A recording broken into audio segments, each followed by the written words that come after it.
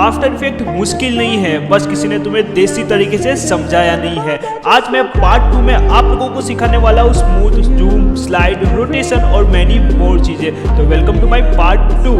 हम आ चुके हैं आफ्टर इफेक्ट में। यहाँ पे मैंने क्या किया है, क्लिप को अरेंज कर लिया है। अगर आपके पास कुछ भी आइडिया नहीं है आपको कि आफ्टर इफेक्ट कैसे यूज करना है, कैसे कट करना है, कैसे क्लिप को अरेंज करना है, तो आप लोग प्लीज मेरा पार्ट 1 देख लो, आप लोगों को सब कुछ पता चल जाएगा। तो यहाँ पे सिंपल सा मैंने क्लिप तो ऐड ऑन कर लिया है, पर अगर मैं आप लोगों को दिखाऊं कि मेरी क्लिप किस टाइप की है, क्योंकि हमको प्रीकॉम करना है, प्रीकॉम का कारण तो होना चाहिए कि क्यों कर रहे हैं हम। तो सिंपल से यहाँ पे मैं फर्स्ट क्लिप को क्लिक करता हूँ और आप लोग सिंपल देख पा रहे हो ये मेरी यूट्यूब साइज की क्लिप है। तो अगर मैं प्रीकॉम करूंगा उसके बाद जो मेरा सीक्वेंस है, मीन्स कि मेरा प्रोजेक्ट है, उस साइज का बनेगा। तो Ctrl+Shift+C दबाऊंगा और मूव अल्टीमेट पे क्लिक करके ओके कर दूंगा। जिससे क्या रहेगा, अगर मैं आप लोगों को दिखाऊं तो वो क्या रहेगा कि हमारा जो प्रोजेक्ट है उस साइज की हमारी क्लिप बन जाएगी। क्योंकि पहले हमारी साइज कौन सी थी, यूट्यूब साइज की वीडियो थी और हमारा प्रोजेक्ट पोस्ट साइज था इंस्टाग्राम का। तो सिंपल सा मैंने 1 बाय 1 करके 3-4 मेरी क्लिप थी वो मैंने अरेंज कर लिया। अगर आपके पास भी ऐसा होता है, क्लिप कुछ अलग है और कंपोजिशन आपका कुछ अलग है, तो डेफिनेटली वो कर लेना। यहाँ पे मेरा जरा टाइम है, वो टाइम मेरा प्रोजेक्ट के अकॉर्डिंग मैं कर लेता हूँ। जिससे टाइम पे क्लिक किया, कॉपी किया जो टाइम था और कंपोजिशन सेटिंग में गया, यहाँ पे पेस्ट कर लिया। ये सारी चीजें मैंने पार्ट 1 में समझा दिया है, ठीक है। यहाँ से मैं हल्का सा पार्ट स्किप करूंगा। स्किप क्यों करना है, क्योंकि यहाँ पे मैं स्लोमो लगा रहा हूँ। स्लोमो के लिए एक डेडिकेटेड ट्यूटोरियल आएगा, तो अभी मैं ये पार्ट स्किप कर लेता हूँ और मैं स्लोमो कर लेता हूँ मेरी जितनी भी क्लिप है उसको। जैसे यारो मैंने स्लोमो कर दिया है और टेंशन मतलब मैं स्लोमो आप लोगों को 3-4 दिनों में सिखा दूंगा, ठीक है। बट अभी बारी आती है जूम इन करने की। तो मैं क्लिप पे टैप मारा था और यहाँ पे ट्रांसफॉर्म लिखा, ट्रांसफॉर्म में टैप मारूंगा तो यहाँ पे सारी चीज़ें आप लोगों को मिल जाएगी, चाहे फिर वो जूम इन हो, स्केल हो, रोटेशन भी क्यों ना हो। पर हम यहाँ से जूम इन नहीं करेंगे। मैं क्या बोल रहा हूँ, और बाकी सब भी नहीं करते यहाँ से। हाँ, कभी कभी कर सकते हो। बाकी अगर जूम इन लगाना है तो इफेक्ट पे जाना है आप लोगों को और सर्च कर लेना है एस बर्मोकब्स। ये एक प्लगइन है, इसका जुगाड़ आप लोगों को मेरी इंस्टाग्राम ब्रॉडकास्ट मिलेगी अगर आपके पास नहीं है तो, ठीक है। सिंपल सा मैं यहाँ पे उसको ऐड ऑन करता हूँ मेरी क्लिप पे, कुछ यहाँ मतलब ड्रैग एंड ड्रॉप कर दूंगा। अगर ये भी नहीं आता तो पार्ट 1 देख लेना भाई, बिल्कुल समझ आ जाएगा। यहाँ पे आप लोग देख पा रहे हो सारी चीजें आ चुकी है, चाहे फिर हो ZD हो। ZD का मतलब क्या रहता है, अगर मैं आप लोगों को दिखाऊँ 1 बाय 1 करके, तो ZD हमारा जूम करती है क्लिप को, जूम इन जूम आउट करती है।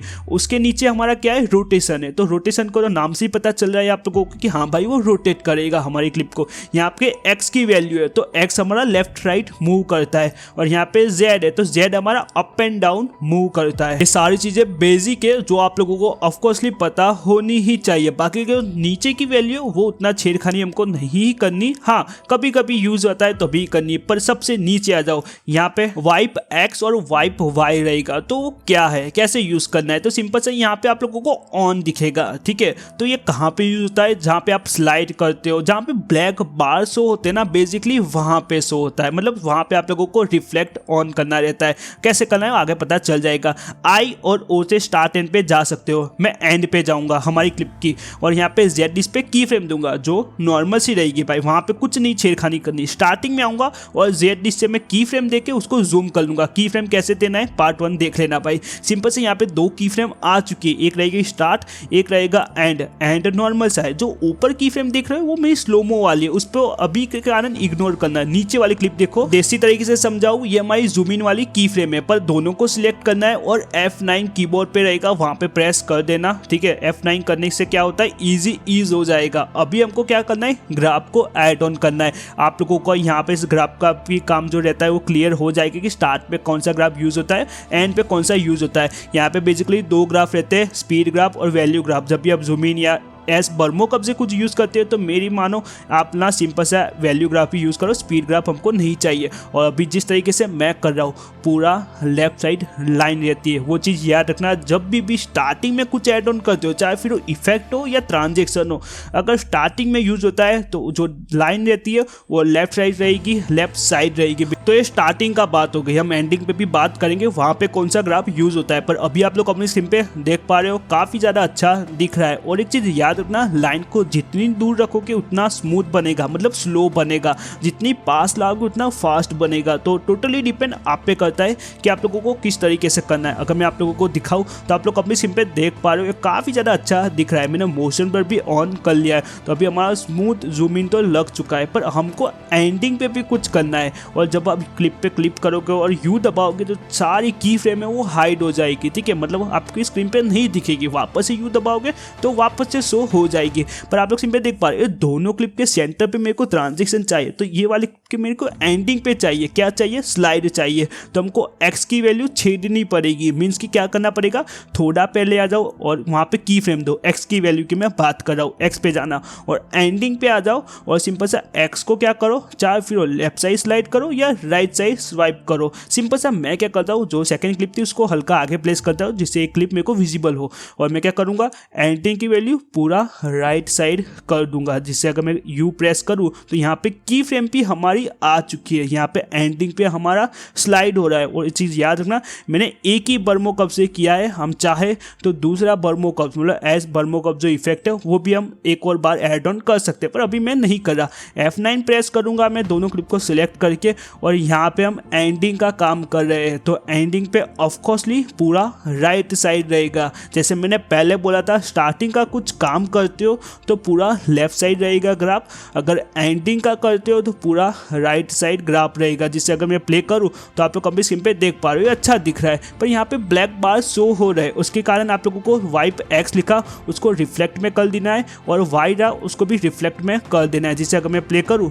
तो आप लोग अपनी स्क्रीन पे देख पा रहे हो जो ब्लैक बार थे ना वो हट चुके हैं। पर ये तो बात हो गई हमारी एंडिंग का। अब हमको ना सेकेंड क्लिप को भी ट्रांजेक्शन देना है, जिसको मैं क्या करूँगा, ऑफकोर्सली अगर यहाँ पे मैंने स्लाइड दिया है तो मेरे को यहाँ पर भी स्टार्टिंग में मेरे को स्लाइड देना पड़ेगा, पर हम इस बार एंडिंग पे रोटेट प्लस जूम इन करेंगे। कैसे करेंगे अभी पता चलेगा, पर उससे पहले मैं सेकंड क्लिप पे भी एस बर्मो कर्व्स ऐड ऑन कर लेता हूँ। ऐड ऑन करने के बाद थोड़ा पहले जाऊँगा, मतलब स्टार्टिंग का थोड़ा पहले जाऊँगा, मतलब सेंटर उधर चला जाऊँगा, और एक्स की वैल्यू की फ्रेम दूंगा और नॉर्मल सी रहेगी, और स्टार्टिंग में पूरा मैं लेफ्ट साइड करूँगा। अब बोलोगे लेफ्ट साइड क्यों किया है, क्योंकि हमने लास्ट टाइम राइट किया था, उसके कारण अभी मेरे को लेफ्ट करना है। दोनों क्लिप कि मतलब दोनों की फ्रेम को सिलेक्ट करूंगा, F9 प्रेस करूंगा और ग्राफ पे जाऊंगा। अगर इस बार स्टार्टिंग का ग्राफ हमने बनाना है, क्योंकि स्टार्टिंग में हमने वैल्यू चेंज किया है, तो ऑफकोर्सली पूरा जो ग्राफ रहेगा वो लेफ्ट साइड रहेगा। जितनी लाइन को पास लाओगे उतना फास्ट बनेगा, जितनी दूर ले जाओगे उतना स्लो बनेगा। तो आप लोग अपनी सिंपल देख पा रहे हो, यहाँ पे सेकंड क्लिप पे ब्लैक बार शो हो रहे हैं, तो सिंपल सा जो XY का जो रिफ्लेक्ट ऑन था, मतलब ऑन लिखा था, वहाँ पे मैं रिफ्लेक्ट कर देता हूँ, जिससे आप लोग अपनी सिंपल देख पा रहे हो यहाँ पे हमारा स्लाइड ट्रांजिशन भी बन चुका है। पर अब बारी आती है एंडिंग पे रोटेट करने की और जूम करने की, तो उसी के कारण जो थर्ड वाली क्लिप थी वो हल्का सा मैं आगे प्लेस कर देता हूँ, जिससे मेरे को सेकंड क्लिप प्रॉपर विजिबल हो। अब बारी आती है सेकंड क्लिप की एंडिंग पे ट्रांजिशन देने की, उसके कारण हमको क्लिप पे क्लिक करना है और थोड़ा पहले आप लोगों को नॉर्मल सी की फ्रेम देनी है, जिसकी वैल्यू कहीं पर भी छेड़खानी नहीं ही करनी है आप लोगों को। यहाँ पे आप लोग अपने सिम पे देख पा रहे हो, मैं एंडिंग पे आ चुका हूँ, मेरे को रोटेट करना है। थोड़ा पहले मैं जाऊंगा, रोटेट लिखा, वहां पे जो टाइम वॉच है वहां पे मैं क्लिक करूंगा, जिससे हमारी की फ्रेम है वो ऐड ऑन हो जाएगी। थोड़ा पहले हमने ऐड ऑन की जो नॉर्मल सी है वो प्रेस करूंगा, जिससे मैं एंडिंग पे चला जाऊंगा। अब मैं उसकी वैल्यू चेंज करूंगा, 60 करूंगा, मेरे अकॉर्डिंग हल्का सा ही रोटेट करूंगा। अब मैं प्रेस यू करूंगा, जिससे हमारी जो की फ्रेम है वो हमको विजिबल हो जाएगी, कुछ ये रही। दोनों को सिलेक्ट करूंगा, F9 दबाऊंगा कीबोर्ड से। अब मैं सिंपल सा ग्राफ पे जाऊंगा, वापस से एक और बार मैं बोल रहा हूँ और आगे भी बोलूंगा, एंडिंग का हम वैल्यू चेंज कर रहे हैं, तो ऑफकोर्सली ग्राफ पूरा राइट साइड रहेगा, और जितनी लाइन पास पे लाओगे उतना हमारा फास्ट बनेगा, जितनी लाइन दूर ले जाओगे उतना हमारा स्लो बनेगा। अगर मैं आप लोगों को दिखाऊं किस टाइप का बना है, तो यहाँ पे हमारा स्लाइड बन चुका है और यहाँ पे हमारा रोटेट भी बन चुका है, पर ये बहुत ही फीका फीका लग रहा है। आप लोग भी सिंपल देख पा रहे हो, सिंपल सा स्लाइड और रोटेट हो रहा है। तो हमको कुछ अच्छा करने के लिए मैं क्या करूँगा, एंडिंग पे जूम इन लगाऊंगा। कैसे लगाएंगे, जो रोटेट की फ्रेम है उससे थोड़ा पहले आ जाना है। कुछ यहाँ पे आ गया, मैं जेड इस पे एक टाइम वॉच रहेगी, वहाँ पे मैं क्लिक करूंगा, मतलब की फ्रेम में ऐड ऑन करूंगा जो नॉर्मल सी रहेगी। ठीक है, अब मैं सिंपल से क्या करूंगा, ओ प्रेस करूंगा, जिससे यही क्लिप की मैं एंडिंग पे चला जाऊंगा।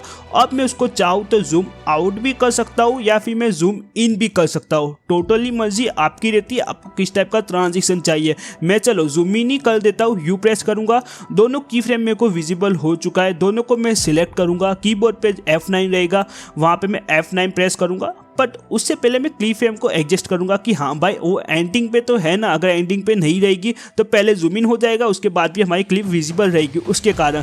तो सिंपल सा मैं क्या करूंगा, उसको हमारे क्लिप के अकॉर्डिंग एडजस्टमेंट करूंगा, चाहे फिर रोटेशन हो, स्लाइड या फिर जूम इन भी क्यों ना हो, वो एंडिंग पे होना चाहिए उसके कारण। अब मैं दोनों को सिलेक्ट करूंगा, F9 दबा दूंगा कीबोर्ड से। अब मैं सिंपल सा ग्राफ पे जाऊंगा, ऑफकोर्सली ये एंडिंग का है तो ग्राफ हमारा पूरा राइट साइड रहेगा, जो ऊपर की साइड लाइन रहेगी वो राइट साइड आएगी और जो नीचे थी वो पूरा राइट साइड, कुछ इस तरीके, जिससे आप लोग अपनी स्क्रीन पे देख पा रहे हो रोटेट के साथ साथ हमारा जूम इन भी हो रहा है।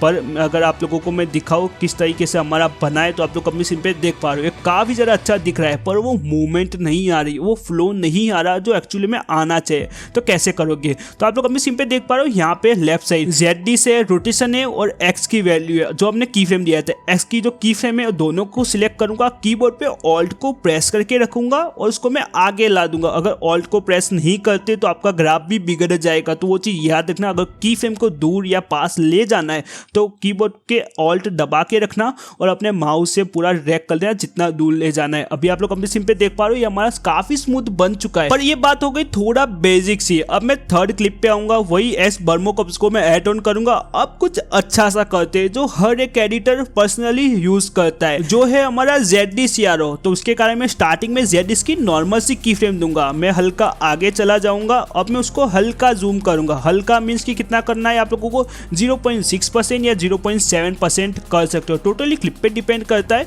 तो हाँ मर्जी आप लोगों की है। मैं यहाँ पे हल्का सा जूम कर लेता हूँ, यू प्रेस करूंगा, की फ्रेम शो हो चुकी है, वो की फ्रेम को मैं एंडिंग पे प्लेस कर दूंगा कुछ इस तरीके से। अब मैं दोनों की फ्रेम को सिलेक्ट करूंगा, F9 पे मैं प्रेस कर दूंगा। F9 को प्रेस करने के बाद मैं ग्राफ पे जाऊंगा। इस बार हमारा ग्राफ ना को लेफ्ट साइड रहेगा ना कि राइट साइड रहेगा, जिस तरीके से मैं क्रिएट कर रहा हूँ। अगर आप लोग एंडिंग पे हल्का जूम करते हो, स्टार्टिंग नॉर्मल सा है, तो आप लोगों को कुछ इस टाइप का ग्राफ सिलेक्ट कर लेना है, जो दोनों लाइन एक दूसरे को देख रही हो ना, येलो लाइन, उस तरीके से आप लोगों को सिलेक्ट कर लेना है, जिससे अगर मैं आप लोगों को प्ले करके दिखाऊं तो आप लोग अपनी स्क्रीन पे देख पा रहे हो ये काफ़ी ज़्यादा अच्छा दिख रहा है। और 99% एडिटर यही यूज़ करते हैं, पर्सनली मैं भी करता हूँ। और ज़्यादा अच्छा चाहिए तो नीचे येलो लाइन है उसको हल्का नीचे ड्रैग करो, जिससे ना फास्ट जूम इन बनेगा। तो टोटली डिपेंड आप पे करता है आप लोगों को किस टाइप का चाहिए रहता है। पर आप लोग सेंटर ऑफ द हमारी क्लिप है ना, वहाँ पे एक डॉट देख पा रहे हो जो हमारा ZD का ही मतलब एस बर्मो कप्स का ही है, कुछ ये रहा, यहाँ पे एक डॉट है, उसका क्या काम है तो अभी मैं आप लोगों को बताऊँ।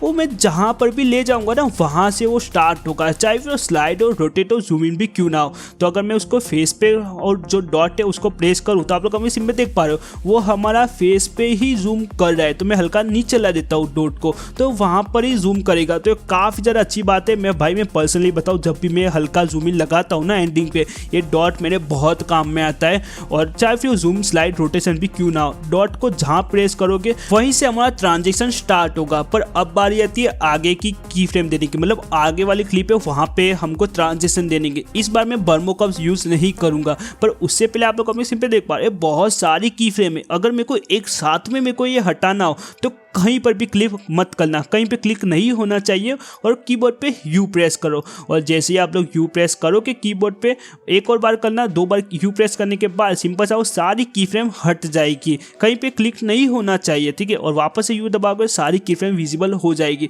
तो यहाँ पे हमारी फोल्ड क्लिप है वहाँ पे आ चुका हूँ। इस बार मैं बर्मो कप्स यूज़ नहीं करूँगा, आप लोगों को दिखाना चाहता हूँ ट्रांसफॉर्म से हमारी स्केल से की फ्रेम देखिए कि क्या फ़र्क है एस बर्मो कप्स और नॉर्मल सा स्केल से। तो सिंपल सा मैं स्केल पे गया था एंड नॉर्मल से रखूंगा, वहाँ पे मैं की फ्रेम दूंगा एंडिंग पे जो नॉर्मल सी वैल्यू रहेगी। अब मैं क्या करूँगा, स्टार्टिंग में आने के लिए मैं सिंपल सा एस प्रेस करूँगा, जिससे मैं वही क्लिप की स्टार्टिंग में आ जाऊँगा और यहाँ पे मैं जूम करूँगा।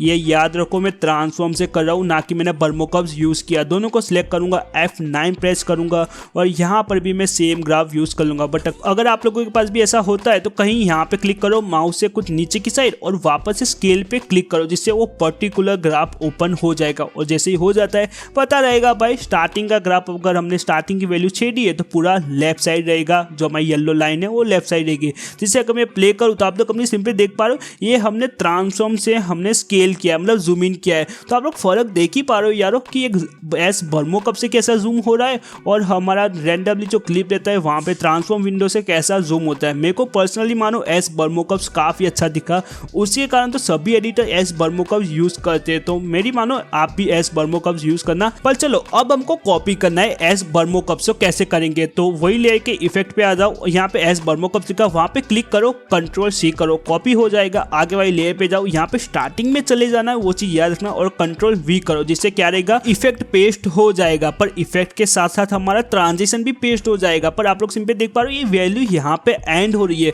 तो मैं क्या करूंगा, सभी की फ्रेम को मैं सिलेक्ट करूंगा। आप लोग सिंपल देख पा रहे हो एस बर्मोकप्स की सिलेक्ट करना है। ऊपर की जो की फ्रेम है वो मेरी स्लोमो है, वो छेड़खानी नहीं करनी। आप लोग सिंपल देख पा रहे हो ऊपर हमारा ट्विक्सर है जो हमारी स्लोमो है, पर अभी के कारण नीचे जो जेड की वैल्यू है, मतलब हमारा एस बर्मोकप्स, वो सभी की फ्रेम को मैं सिलेक्ट करूंगा, ऑल्ट को प्रेस करके रखूंगा कीबोर्ड से, और हल्का जो हमारा क्लिप जहाँ पे एंड होती है वहाँ पे मैं की फ्रेम को ले जाऊंगा, जिससे क्या आएगा पूरी क्लिप पे हमारी की फ्रेम लग चुकी है। अगर हम उसको सेंटर ऑफ द लाते तो भाई वो बकवासा दिखता उसके कारण।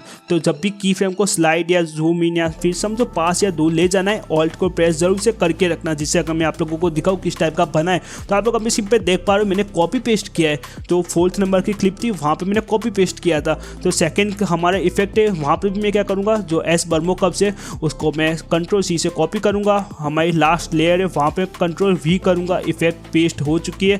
नीचे वाली जो जितनी भी की फ्रेम है जेड डिस्क की, मतलब एस बर्मोकप्स की, वो मैं सभी को सिलेक्ट करूँगा, ऑल्ट को प्रेस करके रखूँगा, और की फ्रेम को मैं जहाँ तक मेरी क्लिप है वहाँ तक मैं उसको प्लेस कर लूँगा, जिससे अगर मैं प्ले करूँ तो आप लोग अपनी सिम पे देख पा रहे हो काफ़ी ज़्यादा अच्छा दिख रहा है, और जूम इन भी लग चुका है, स्लाइड भी लग चुका है, और स्मूथ भी दिख रहा है। तो आई होप कि आप लोग सब कुछ समझ गए होंगे। यहाँ पे मैंने स्लाइड भी सिखाया, रोटेशन भी सिखाया, जूम इन भी सिखाया, एस बर्मोकप्स कैसे यूज करना है, उनकी वैल्यू क्या क्या है वो भी मैंने आप लोगों को समझा दिया है। आई होप कि आप लोगों को वीडियो अच्छा लगा हो। मैं स्लोमो के ऊपर भी वीडियो 2-3 दिन के अंदर ला दूंगा, पर यहाँ तक वॉच किया है तो कमेंट सेक्शन में जाओ, only green and white hearts पे मारो, मेरे को पता चले आप लोगों ने वीडियो यहाँ तक वॉच किया है। मैं मिलता हूँ नेक्स्ट वीडियो में, तब तक के लिए बाय।